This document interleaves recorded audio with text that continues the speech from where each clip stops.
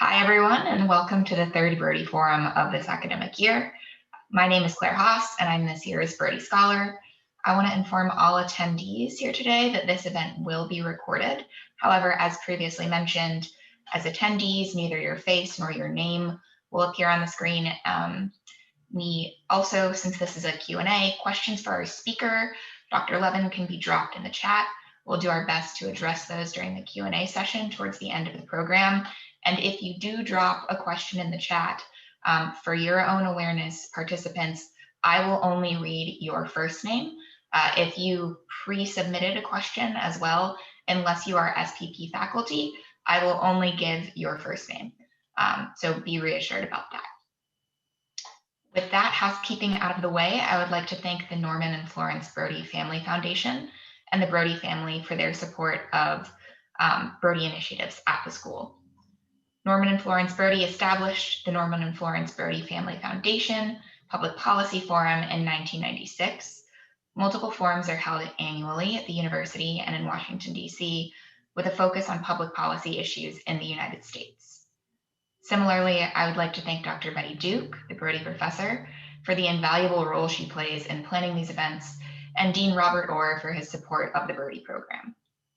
This year, the Brody Forum topics aim to cover a trifecta of issues critical to our school, communities, and our country. And those are racism, the COVID-19 pandemic, and the recently passed US presidential election. Last semester's forums featured Nike Robinson, founder and CEO of Black Girls Vote, and Mr. Richard Rothstein, author of The Color of Law. Today's forum features a presentation and Q&A by Dr. Yuval Levin. Dr. Levin is the Director of Social, Cultural, and Constitutional Studies at the American Enterprise Institute. There, he holds the Beth and Ravenel Curry Chair in Public Policy. In addition, Dr. Levin is the founding and current editor of National Affairs, a senior editor of the New Atlantis, and a contributing editor to National Review. He is the author of several books on political theory and public policy, and today he'll be discussing his most recent book, A Time to Build: From Family and Community to Congress and the Campus, How Recommitting to Our Institutions Can Revive the American Dream. So Dr. Levin, welcome to the School of Public Policy, virtually, but welcome nonetheless. Thank you for taking the time to address our campus community today. And without further ado, I will turn the floor over to you for your remarks. All right. Well, thanks very much, Claire. I appreciate it. And it's great to be with you. I am grateful for the invitation. There are a lot of subjects we could take up given the broad interests that you've got for the forums for this year. And I'm happy to take up any range of issues that people have in mind in the questions that follow.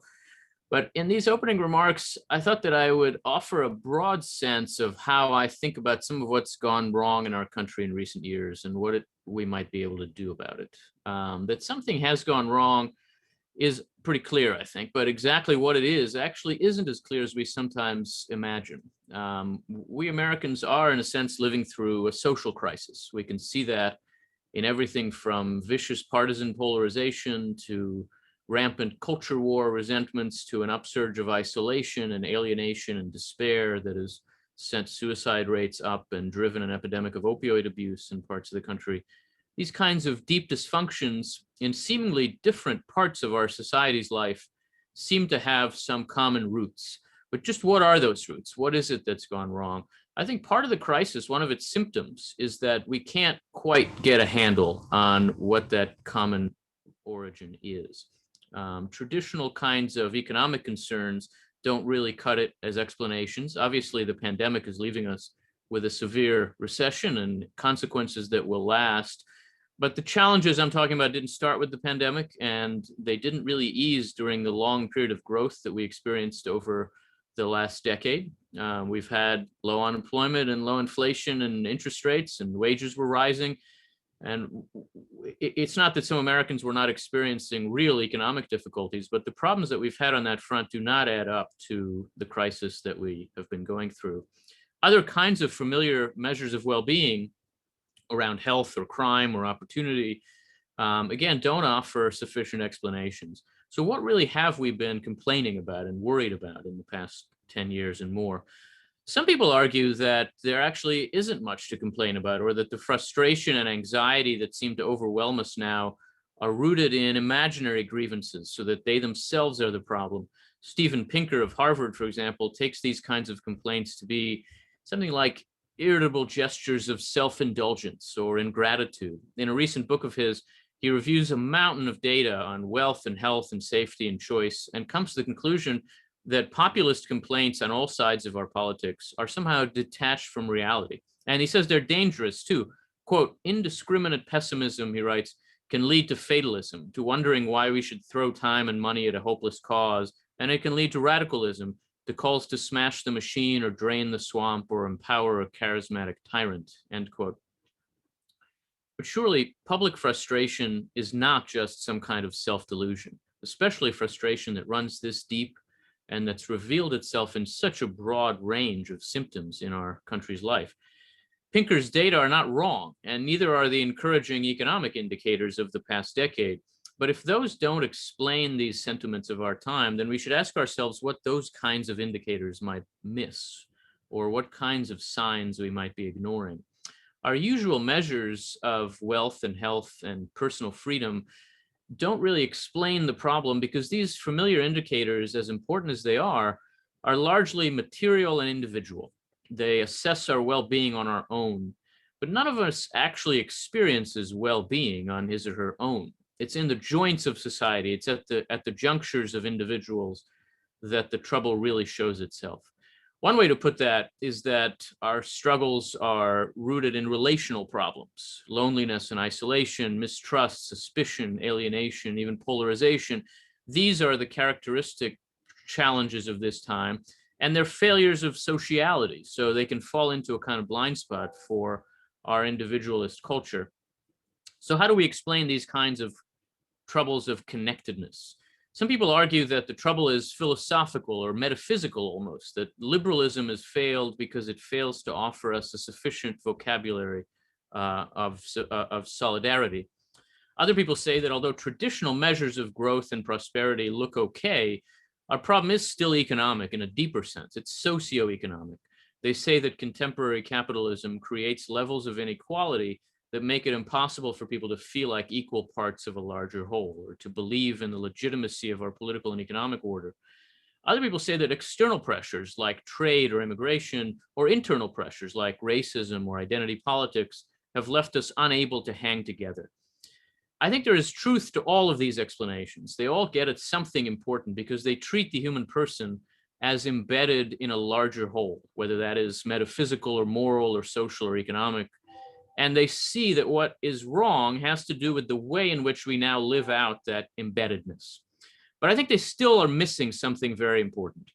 When we think about our problems in these ways, we tend to imagine our society as a vast open space that's filled with people who are having trouble linking hands. And so we talk about breaking down walls and building bridges, leveling playing fields, but there's a missing step between joining together and really recovering belonging and trust and legitimacy.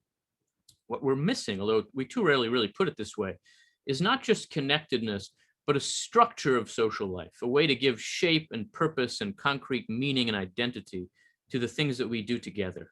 And if American life is a big open space, it's not a space just filled with individuals. It's also a space filled with these structures of social life. It's a space filled with institutions. And if we're too often failing to foster belonging and legitimacy and trust, then more than a failure of connection now, we confront a failure of institutions. To see our problems through that lens of institutions could help us understand it in more depth and think about how it is that we're connected in society. So what really is an institution? It won't surprise you to learn that there are lots of different kinds of academic definitions of that term. And in the book, I think through a number of them, but for our purposes here, let me just suggest a general definition that draws together a lot of that academic work, but also looks to the problems that we confront in our society now. By institutions, I just mean very broadly the durable forms of our common life, the shapes and structures of what we do together.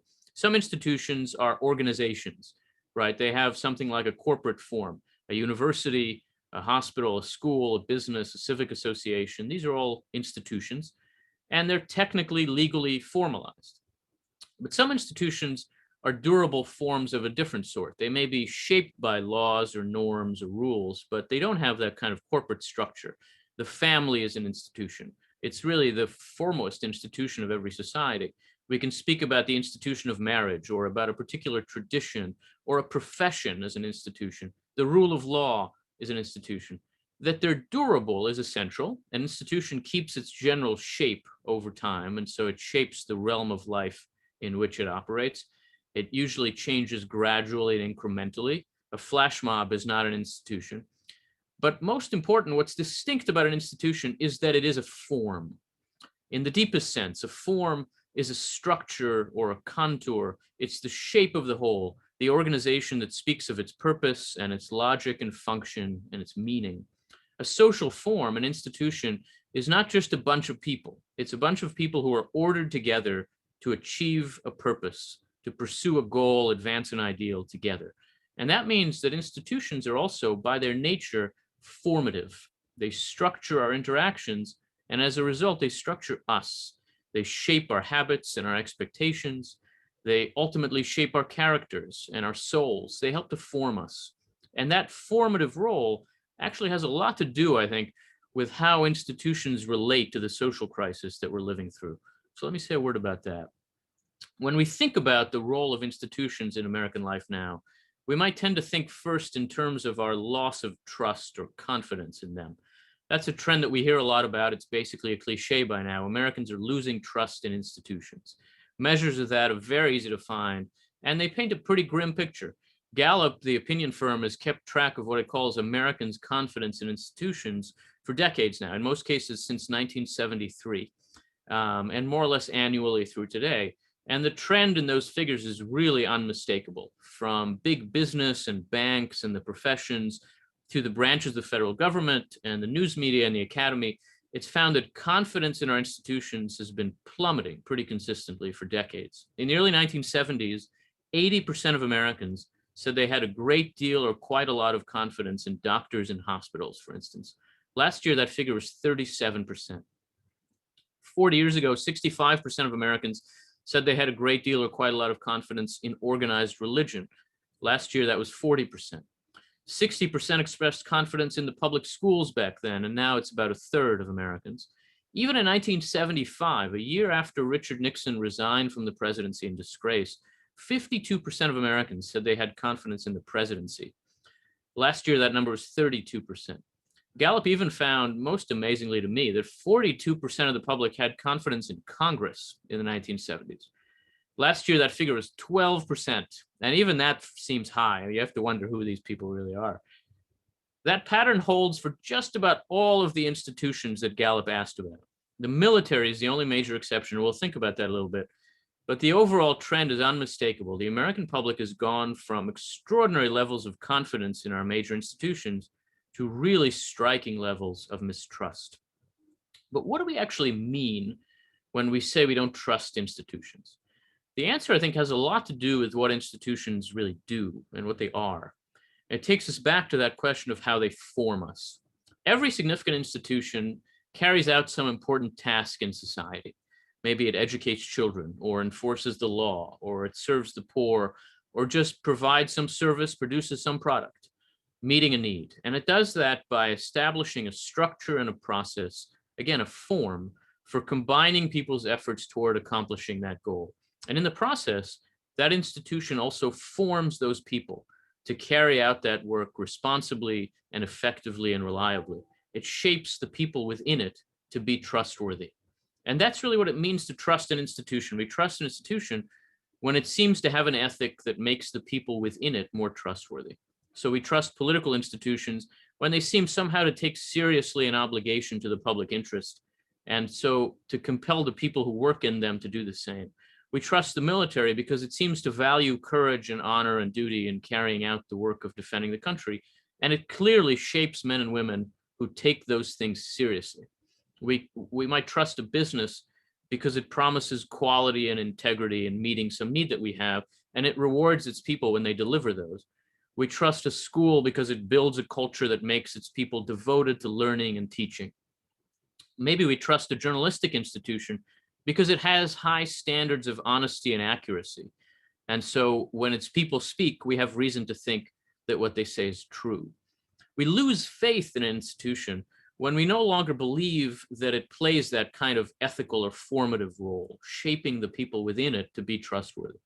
Now, one way that can happen is when institutions claim to enforce an ethic of responsibility, but just plainly fail to do it, and instead end up shielding and empowering bad behavior. When a bank cheats its customer, when a member of the clergy abuses a child, that kind of abuse of power obviously undermines public trust in institutions. It's a familiar form of corruption. It's very much with us now, but it's not new. There are a lot of examples of it in our time, but there are a lot of examples of it in every time. And so it doesn't quite explain the distinctive loss of confidence in institutions in our day. But another related but different way in which an institution can lose our trust is when it just fails to impose an ethic on the people within it altogether and doesn't even seem to see that kind of formation as its purpose. When the people in that institution no longer see it as a mold of their character and behavior, but see it instead as a platform for themselves to perform on, to raise their profiles, to be seen, to build their personal brand. An institution like that seems not to be worthy of our trust, not because it's failed to earn it, but because it doesn't even seem to be interested in pursuing it and seeking it. And something like that is what has been happening to a lot of our core institutions in recent decades in the United States. When we don't think of our institutions as formative, but instead as performative, when the presidency and Congress are just stages for performative outrage, when a university becomes a venue for a kind of virtue signaling, when journalism is hard to distinguish from activism, when the church becomes a political stage, they become harder to trust. They aren't really asking for our trust, they're just asking for our attention. And in our time, a lot of the most significant social and political and cultural and intellectual institutions are in the process of going through this kind of transformation from mold to platform, from formative to performative. The few exceptions, again, the military is most notable. It's the most unabashedly formative of our national institutions, tend to prove that rule because they are also the few institutions in which we haven't been losing faith. And many of the really novel institutions of the 21st century, especially the virtual institutions of social media, are inherently shaped as platforms and not molds. It would be strange to trust a platform, and we often don't. And that change of attitude, that decline in the expectation that our institutions should be formative, is, I think, at the heart of our loss of faith in them. And it's in turn at the heart of our broader social crisis, because institutions understood as platforms rather than as molds, as stages to perform on, rather than as a means to form and shape our character, are just less able to offer us objects of loyalty and sources of legitimacy and means of building trust. Examples of that kind of transformation from mold to platform are really everywhere around us now. Once you notice the pattern, you start to see it everywhere. And in a lot of cases, our institutions are being made into platforms, not just for any performance, but for performative virtue and performative outrage in this vast polarized culture war that we're all drawn into so often. In one institution after another, you find people who ought to think of themselves as insiders shaped by the distinct purpose and integrity of the institution, instead functioning as outsiders, displaying themselves and building their own brand. That's obvious in politics, right? Is there any doubt that former President Trump, for example, saw the presidency as a stage for performative outrage and himself as a kind of performer acting on it rather than an executive acting through it? Is there any question that a lot of members of Congress now in both parties run for office less to be involved in legislative work and more to have a prominent platform in the culture war, to become more visible on cable news or on talk radio, to build a social media following, and to use their elected office mostly as a platform to complain often about the very institution that they worked so hard to enter? They see that as what their voters want, and they're always performing for that core partisan audience. Are the two major parties now really anything other than two platforms for performance? Do they have a function other than displaying and elevating narcissists at this point? Do we even remember really what the role of the political party is supposed to be in our kind of system?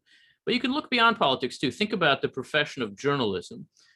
around our political system, as an example.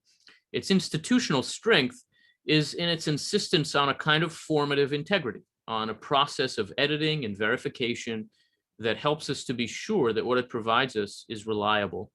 But today, a lot of elite journalists constantly step outside of those institutional constraints and address the public directly on social media, on cable news, building their own following, basically using the capital built up in their institution to build up their own brand. You can check in on Twitter right now, and you'll find a lot of journalists deprofessionalizing themselves in real time. Journalists who are inclined to complain about how Donald Trump behaved in office should really ask themselves whether his behavior relative to what the presidency is supposed to be might not be unnervingly similar to their behavior relative to what journalism is supposed to be. Both are playing out a kind of self-indulgent celebrity version of the real thing. And in both cases, that makes them less able to do their appropriate and essential work, to do the real thing. You can see that pattern in the academy in some ways too. Rather than serving the institutional purpose of the university, which is to form some portion of the rising generation through teaching and learning, we find too many in the university now using the institution as a platform for virtue signaling, for political and culture war theatrics, left or right. There's a version of that happening in some portions of American religion too, where institutions that exist to form and transform souls are being used instead as platforms for political theater and for culture war drama, so that the cachet of the church is used less to form those within it than to let them express themselves. We see that pattern throughout American life. This kind of distortion of institutionalism amounts in practice, I think, to the great unasked question of our time. Given my role here, how should I behave? That's what somebody who takes an institution that they're involved with seriously would ask. And a lot of the trouble that's facing our core institutions now might be described as a widespread failure to ask that kind of question. Given my role here, how should I behave? As a president or a member of Congress, as a teacher or a scientist, as a pastor or a worker or a parent or a neighbor, what should I do here? I would bet that the people that you most respect these days are people who seem to ask that kind of question before they make important judgments. And that the people who most drive you crazy in American life, who you most think are part of the problem, seem to fail to ask that kind of question when they obviously should. That's one way to understand the transformation of our expectations of institutions, which has so much to do with the broader set of problems that we're dealing with. That transformation has left a lot of Americans with a sense that our institutions can't be trusted, that they aren't in the business of earning trust. And that has left us short of sources of formation and belonging and legitimacy and social cohesion, unity. That problem doesn't just, it doesn't explain the entirety of the social crisis we're living through, obviously, but it is one important factor behind that crisis, and one that we're particularly likely to miss or ignore because we just aren't very good at seeing institutions and grasping what they're really for. So what can we do about it? Obviously, there's no simple answer to that kind of question. There's no policy agenda that just adds up to a to-do list here. But I think that dealing with this kind of problem, first and foremost, requires a change of mindset. And that's why understanding the nature of the problem is the essential first step. Witnessing failures of responsibility in so many of our institutions, we're tempted to a disposition to demolish, to uproot. And so we're tempted to conclude that only outsiders can save us. And that's why so much of the energy of our politics now is spent tearing down supposedly powerful establishments. But in fact, what we need is not more outsiders who pretend that they're just critics with no power to act. We need more insiders, institutionalists who will be earnest both in their efforts to build frameworks for common action and in their acceptance of the responsibilities, the duties that accompany power. The people in our society who have the most power, our leaders, our elites, need especially to resist the urge to pretend that they're outsiders, as they so often do now. But everyone else does too. Instead, we have to try to embrace the responsibilities that come with whatever positions and relations we hold within institutions. And we should try to ensure that the obligations and restraints we have actually affect us, actually shape our behavior. That's the only way that they can also empower us and protect us. We need to inhabit the institutions that we're part of, to love them, to, where necessary, to reform them so that they can also be more lovely to other people. And we need to understand ourselves as formed by these institutions and act accordingly, to ask ourselves in those little moments of decisions, not just what do I want, but what should I do here, given my role, given my position? Questions like those can seem like an awfully small response to the enormous kinds of social problems that I started with. And of course, they're only a start, but they are how we can begin to work toward a change of mindset. And they can add up and they can make a difference. If our leaders ask these kinds of questions a little bit more often, our politics could be improved quite a bit. If professionals in a lot of fields thought this way a little more, it would be easier to trust their expertise and to accept their claims to authority. If the people who participate in all of the institutions that we're part of tried to think that way a little more, it would be easier to feel like we belong to something worthwhile. That sort of change of mindset is not a substitute for institutional reform. It's an essential prerequisite for it. And we do need institutional reform. I want to be clear that I don't think the problem to be solved is that people don't trust institutions. The problem to be solved is that our institutions are not trustworthy enough. And it's also important to recognize that there are some obvious reasons to be careful and skeptical about institutions. There are obviously ways in which institutions can be oppressive. They limit our freedom of choice. They impose hierarchies on us. They can be slow to change and hard to move. And more than that, some institutions in our society are literally oppressive. The term institutionalized racism is not a metaphor. It's a very real thing. The disposition against strong institutions arose for serious reasons. And arguments for transparency and for individualism are correctives to excessively rigid and imperious institutionalism. And words like that are serious. They need to be heeded. But we have to also see that populism and individualism also involve serious trade-off, that institutions can be terribly oppressive, and yet we can't do without them. It's true that they can sometimes reinforce the rule of the strong and the privileged if they become corrupt. But it's also true that without functional institutions, the weak in our society have no hope of vindicating their rights. Our institutions certainly have sometimes embodied oppression, but they can also embody the highest aspirations and ideals of our society. To defend institutions is not to defend the status quo or the strong or the privileged. Functional institutions are actually most important for people who don't have a lot of power or privilege in our society. And though our institutions can become cold and bureaucratic, they're essential to acting on our warmest sentiments. Without them, we grow isolated and alienated and disillusioned, and we have. That's the irony that confronts us now in this moment in America. The failures of our institutions have led us to demand that they be uprooted or demolished, but we can't address those failures without renewing and rebuilding those very institutions. So it makes sense to resist the excesses of institutional strength, but our problems now often look much more like excesses of institutional weakness. And so they require commitment and reform and not resentment and destruction of institutions. And I say recommitment and reform in that order because our attitude has to change first, as I suggested. The book does get into some structural and institutional reforms that could help some of the particular institutions I talk about, Congress and the political parties, the professions, the academy, civic and religious life, and we can talk about those.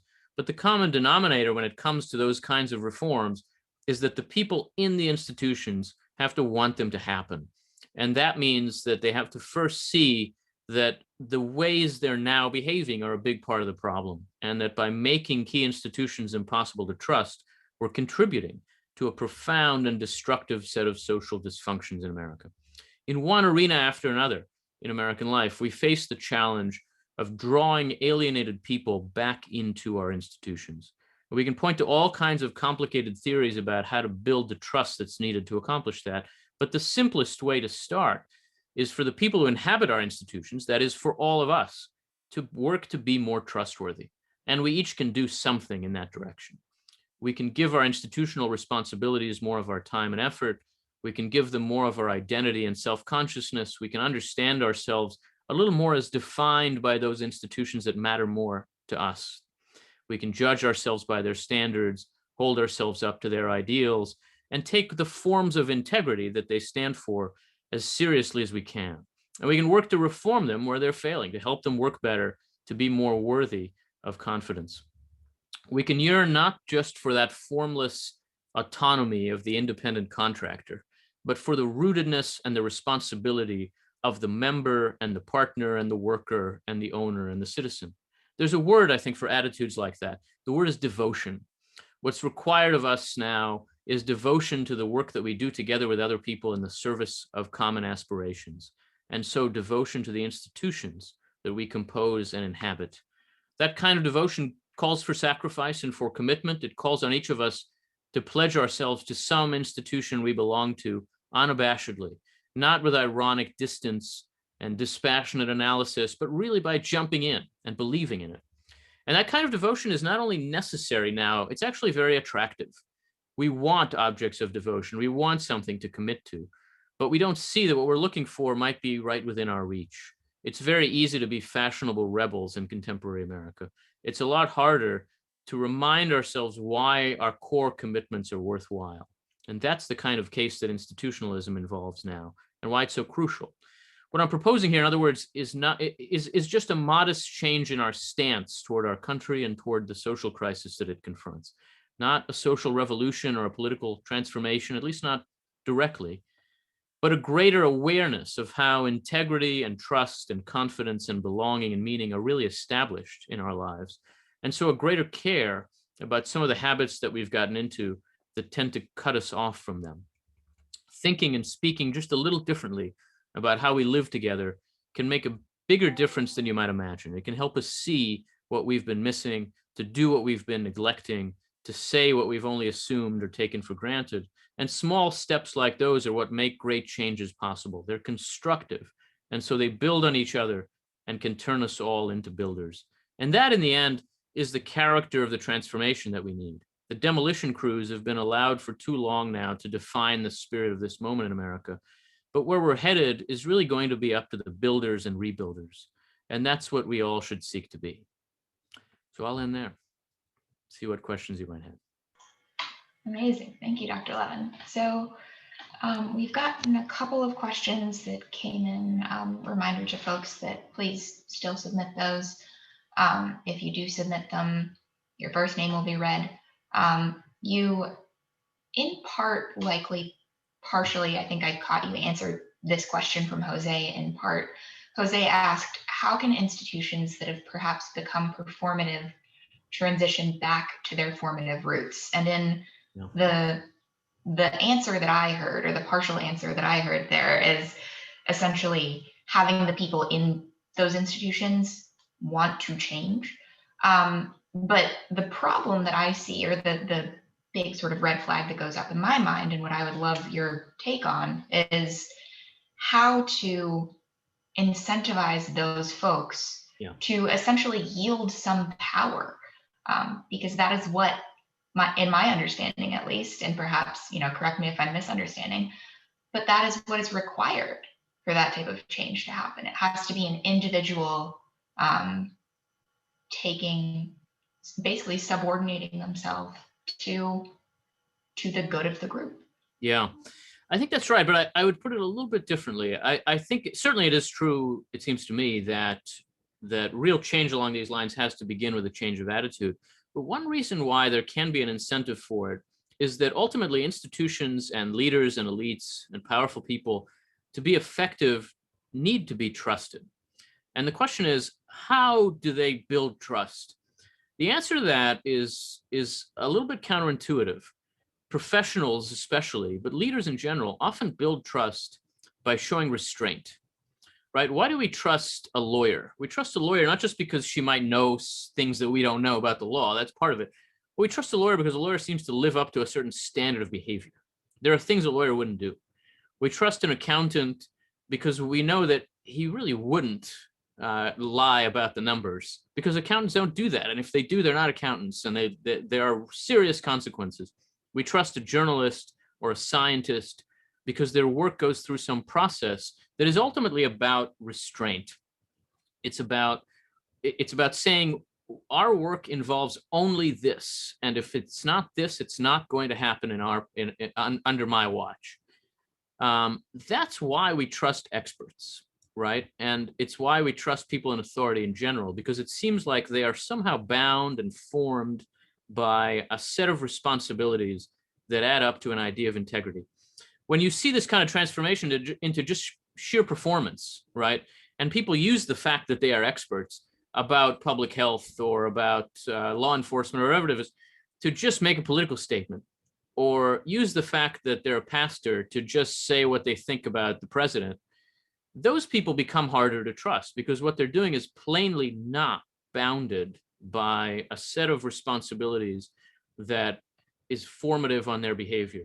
So that the incentive to restrain, which is a different way of saying the incentive to hold back from using your power or to share your power, the incentive is driven by the fact that this is the only way to be trusted.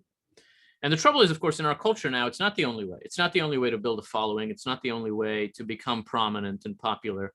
Another way is to perform, so that all of us have a responsibility to try in whatever way we can not to reward that kind of pure performance in politics, especially where you find now that a lot of politicians simply see themselves as playing a part in a big kind of cultural drama rather than, say, working together to pass legislation, which, you know, is the job of everybody in Congress, though you wouldn't know it much of the time.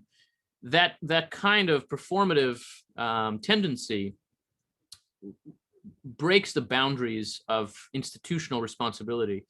And so it is essential that where we think about reforming institutions, we do think about incentives. That's the crucial way to make change. And we think about how to incentivize ways to build trust, rather than just how to incentivize ways to build a following. That's how I try to think about that question.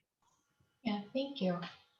So relatedly, Chloe Schwenke, who is an SPP faculty member, submitted ahead of this talk a question. She asked, what moral considerations ought we to consider regarding which institutions to support and which should we reject or seek to reform? And I find this a very interesting question, and I'm, again, curious for your take, because I imagine that changes somewhat depending on the institution.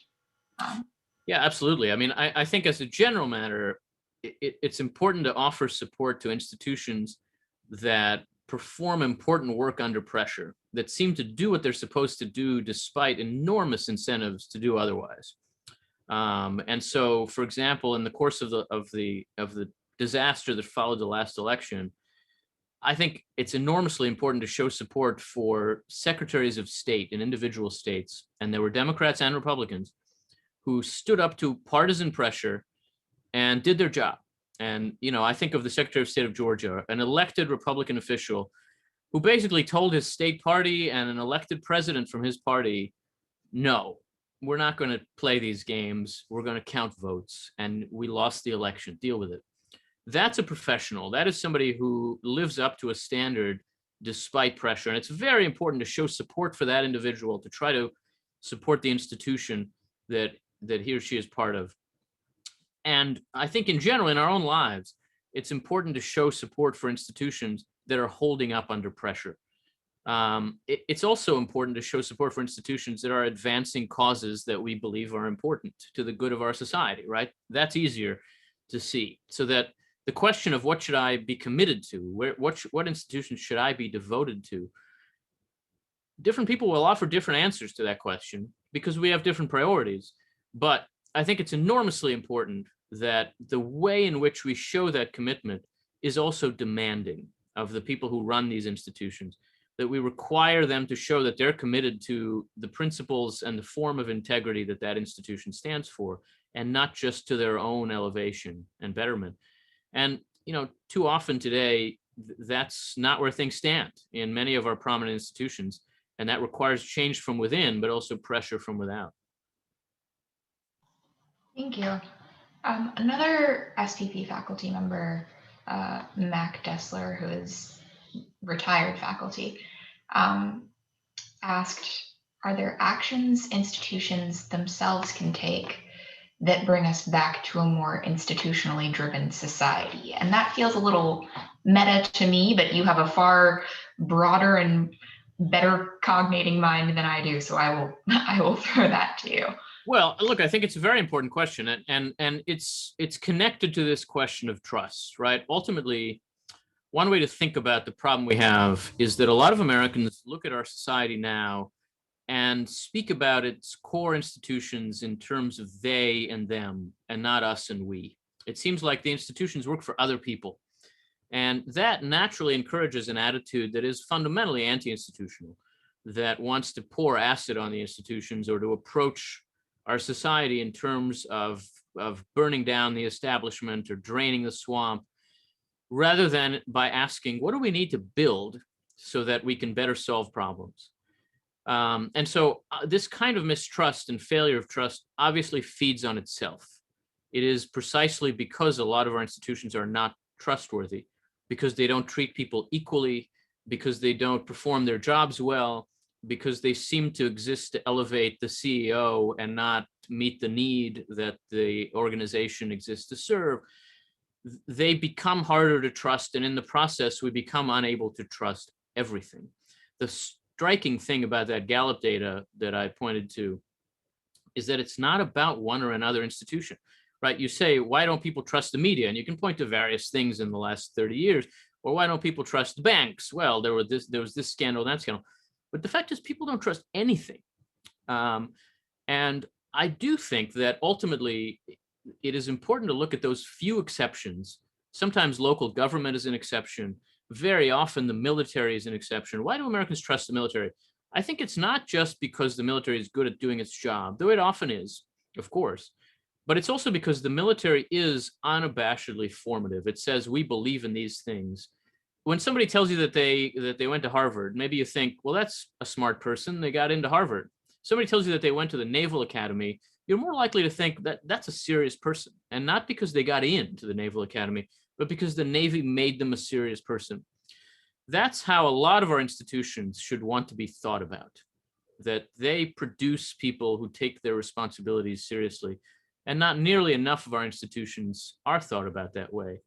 And I think taking that on as a challenge is a way to improve people's general disposition toward our social institutions more broadly. Thank you, that's helpful. And Martin brought up an interesting point about whether we should essentially, going back to your example of the Secretary of State of Georgia, who called out an elected president of his own party and said, hey, look, this is not, we're not going to get involved in anything aside from overseeing a free and fair election and continuing to make sure that takes place. Although there is evidence that, ongoing claims of voter suppression and things of that nature continue to come out of that state as well. How should we deal with perhaps conflicting information as individuals, right, who are deciding whether to place our trust in institutions and individuals in those institutions? How should we deal with a situation where we are receiving conflicting information, where on one hand, that was a fantastic display of strength, and on the other hand, there is still clear imperfection? Yeah, it's an enormously important question. I think it's important to look at the evidence, and there's certainly been evidence in the past of voter suppression in the American South, and not just in the South, really, in much of the country. I think the evidence for that in recent years, like in the 2018 election in Georgia, isn't actually persuasive, but it has certainly happened in Georgia in the past. And there are obviously reasons for people in the state of Georgia not to trust their state's institutions, especially if they are Black voters, but not only. And so I think that's actually a great example of how we need to be sophisticated and mature in our judgments of institutions. We do need to stand behind them when they do their job and say, this is what you need to be doing. But we also need to be willing to confront those same institutions when they fail us and say, this is not what you should be doing. The answer is not always to tear them down, to replace them. There's some institutions that we can't replace, right? You can't just make another Congress and say, let's see if this one works better than that one. We have to find ways to rebuild, to reconstruct, to bring them back to integrity, to bring them back to their purpose. And there's no question that there are times when the same institution shows itself on the one hand to be strong and vibrant and responsible, and in other ways not to. And we as citizens, or we as, in one way or another, members of these institutions, have to be willing to distinguish and to draw lines and say yes to this and no to that, because ultimately that's the only way in which behavior is going to improve. We need to be demanding of our elites in America. We need to insist that there are standards that apply to them. And if we have the privilege of being elite in some institution, we need to see that those standards apply to us. That's the hardest thing of all. It's very easy to say them. It's very easy to say those other people are the problem in our country. It's much harder to see that other people say that about us, whoever we are. And at some level, they're surely right. And we need to see how and what we can do about it. I think that's incredibly important. That is a message that I think everyone needs to really sit with and hold.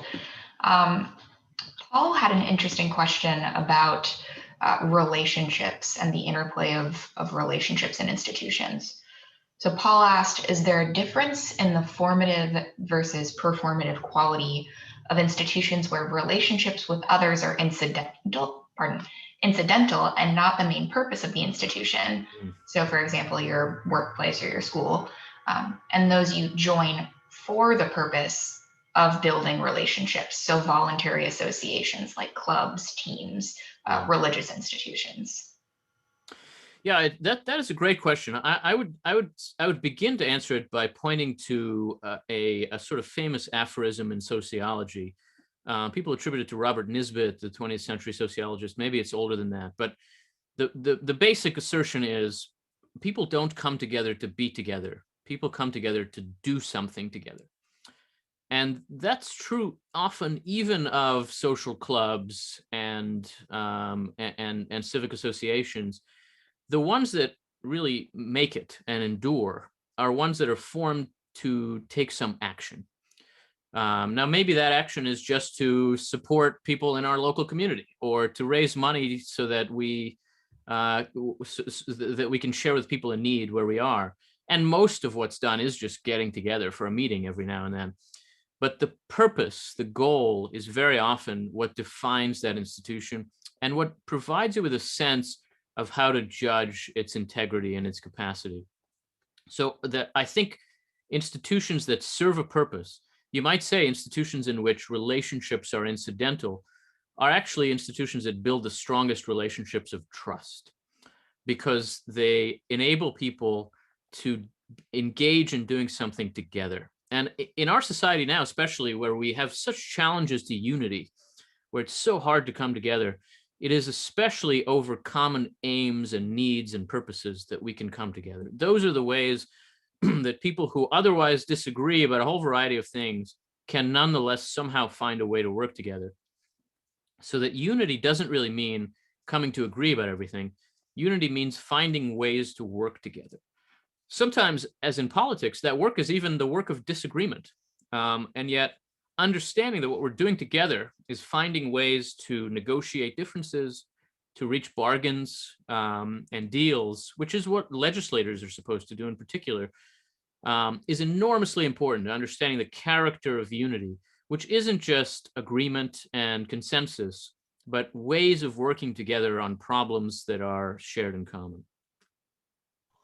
Thank you. We had a question from Dean Orr come in, and he's, as usual, got very keen eyes. So he says, I see Democracy in America on the shelf behind you. That's true, yeah. Yeah. What do you think a modern day de Tocqueville would find that is fundamentally different about the modern American culture of democracy than he found almost 2 centuries ago? Yeah, that's a wonderful question. So Alexis de Tocqueville was in America in the 1830s and traveled the country such as it was then. So he spent time in New England. He spent time in some of the central states. He was in Maryland for a while, and then spent a fair amount of time in the South. And he left very impressed with the tendency of Americans to form associations. He has this joke, which actually isn't in Democracy in America, but it's in a letter that he wrote to his father while he was here, where he said, if you get 3 Americans together, they'll elect a treasurer. And there's something to that still, of course. There is this tendency to deal with problems by building things, by creating institutions, by starting organizations. I think we do have less of that inclination now than we used to. And I don't think that has happened in the course of a sort of steep decline from his time to ours. It comes and goes, and we're in a moment now when we're less inclined to respond to problems by building and rebuilding. And I think, and part of the argument of the book too, of my book, is that we need to see this as a time for building and rebuilding, to think about problems in terms of both what institutions need our help to be revitalized, but also what we can build that isn't here now, what we can build from scratch. There have been times in American history, the end of the 19th century and the beginning of the 20th century, what we think of now as the progressive era is an excellent example of that kind of thing, where ultimately, after a while, after letting problems fester for some time, there really was a period of institution building in America, where problems that arose from urbanization and industrialization, the scope of the modern economy, led to the creation of institutions. And those came to serve our society extremely well. The growth of labor unions, urbanization that got people worried about whether children were being exposed to nature led to the Girl Scouts and the Boy Scouts. The worries about the failures of elite universities led to the creation of new universities. Johns Hopkins and Duke and Stanford and the University of Chicago, which we think of as just having always been around, all came from that period, from the end of the 19th century. We are not inclined now to think of the problems we have as calling for building something new. In fact, our politics now is, I think, strangely distracted from the future. There's not much talk about what is America going to need in 2040 that it doesn't have in 2021. 2040 is not that far away. It's as close to us now as 2001. There are plenty of people in America who can remember 2001. Maybe college students can't, but it wasn't that long ago, believe me. And 2040 is coming. Our politics should be about what are we going to need then that we don't have now, and it's just not about that. Some of that has to do, I think, really with generational problems, with the fact that many of our institutions, including especially our political institutions, are run by older Americans, and God bless them. I wish them very long life. But our president is 78 years old. The Speaker of the House is 80. The Majority Leader of the Senate is a sprightly young 71. That's unusual. That's a strange thing. And it's true throughout American life that the older baby boomers, and in fact, President Biden and Speaker Pelosi are not even baby boomers. They're older than that, are still in charge of a lot of our institutions.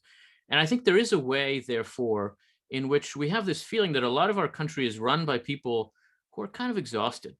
And they're well-meaning. They work hard for the country, but they're not thinking about the future fundamentally. And it is important that there be some generational transition that enables us to build things that are not going to be there, are not going to be useful for 10 years because they're going to take a while to build, but we're going to need them in 10 years and 20 years.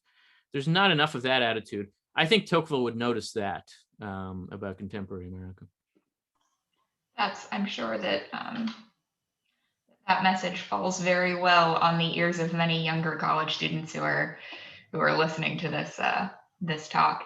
And speaking to those younger students as sort of a final question, if I could, Jose asked another that I find interesting. Jose asked what you would recommend or how you would recommend current students interested in doing work related to institutions or institutionalism sort of get into that area. I will call attention back to the fundamental question that I will certainly have, probably, hopefully, for the rest of my life, that you raised, which is, given my role here, how should I behave? I think that's a fundamental question to have at the forefront of your mind, regardless of what institution you find yourself in. But I would be curious to hear how you would further elaborate on or expand on that. The challenge for younger people in that situation is that often that role is a junior role in various institutions. And the question, therefore, how should I behave, is a frustrating question, because what it means is that it's not up to you. It's not, you're not in charge. And so it's not a question of how to use power, but of how to responsibly perform a role that is more or less defined by other people. And that is frustrating. You know, one way to think about that is that there are ways to start new things, and young people are going to be particularly good at that. There are some things that need to be started, but there's also a very great need to play a part within existing institutions that is a junior part to begin with, and that allows you over time to rise and grow and be formed by that institution. To think in a long-term way about what a commitment to some particular ideal that matters to you can mean as a practical matter. In what kinds of institutions can you take part to advance this idea? We have a tendency now too often to think that expressing our views about something important is equivalent to doing something about it. And it isn't. And really doing something about it, whether that's political, whether that's social, whether it's cultural, whether it's economic, doing something about it requires organizing and requires working within institutions. You can't just put a thumbs up on Twitter or Facebook or whatever, and think you've done something. You've done nothing.